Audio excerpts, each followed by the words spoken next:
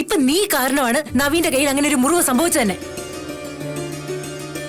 ഈ നിലയ്ക്കാണ് നിന്റെ നീക്കമെന്നുണ്ടെങ്കിൽ നീ കാരണം ആരുടെയെങ്കിലും ജീവൻ വരെ പോവും. സാധ്യതയുണ്ട്.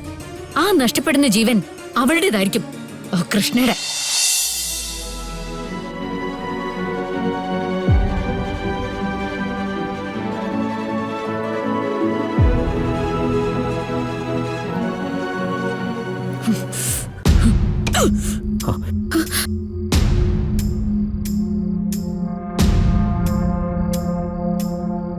ഒരു സൗണ്ട് കേട്ടില്ലേ?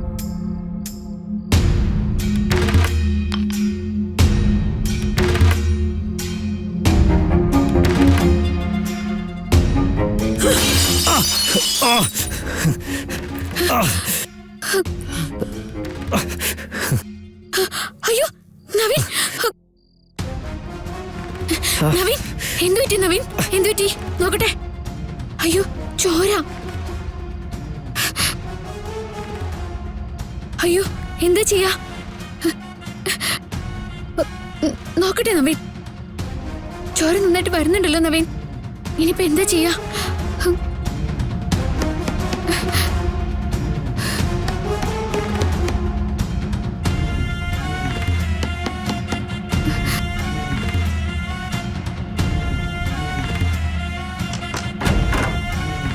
എന്താ എന്താ മോളെ? ആരോ ജനലിലെ ചില്ലിൽ വന്നടിച്ചു. ചില്ല് തെറിച്ചു വീണതാ. അയ്യോ കയ്യില് മുറിവുണ്ടല്ലോ. ഞാൻ മരുന്നെടുത്തോണ്ട് വരാം. പുറത്താരോ ഉണ്ടെന്ന് തോന്നുന്നു മേഡം. അത് ചിലപ്പോ വവ്വാലോ വല്ലതും വന്നിടിച്ചായിരിക്കും. ഈ നരിച്ചീരുണ്ടല്ലോ, അതിങ്ങനെ ഇടയ്ക്കിടയ്ക്ക് കൂട്ടത്തോടെ വരാറുണ്ട്. നരിച്ചീറ് എനിക്കറിയാം. അതിങ്ങനെ ജനൽ ചില്ലൊക്കെ തകർക്കോ?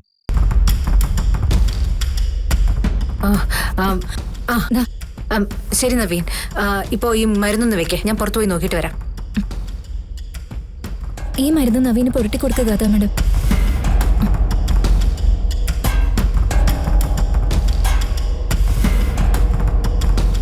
എന്തൊക്കെയാണോ ഈ പറയുന്നത്? ഈ നരിച്ചീറിന്റെ കഥയൊന്നും എനിക്കത്ര വിശ്വാസം പോരാ. മമ്മി പോയിട്ടുണ്ടല്ലോ, നോക്കിക്കോളും. ആ, തന്റെ വീടിനെ കുറിച്ച് താൻ പറയുന്നതിനേക്കാൾ കൂടുതൽ ഞാനെന്ത് പറയാനാ? എന്താ നീ കാണിക്കുന്നേ? ഇനി വന്നേ, നിന്നോട് വരാനല്ലേ പറഞ്ഞേ? വിട, മിണ്ടില്ലേ? വിടാ മോളെ ഒന്ന് വരാ മാഡം. വന്നേ, വിടാൻ. എന്തൊക്കെ ഭ്രാന്ത നീ കാണിക്കുന്നേ?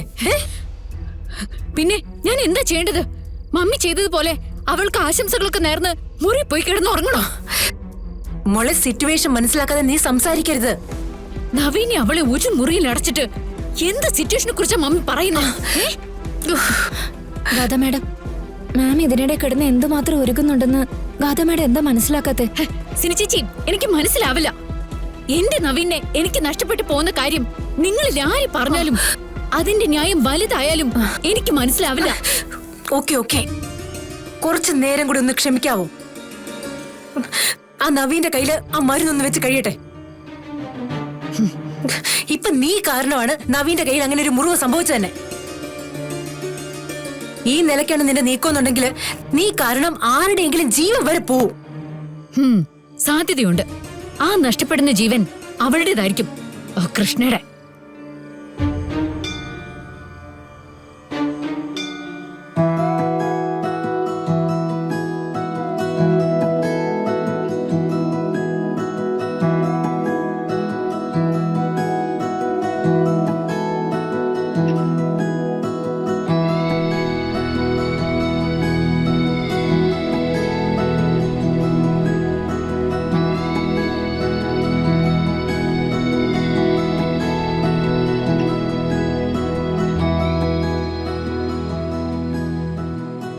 കൈമുറിയുന്നത് ഇത്രയ്ക്ക് സന്തോഷമുള്ള കാര്യമാണോ?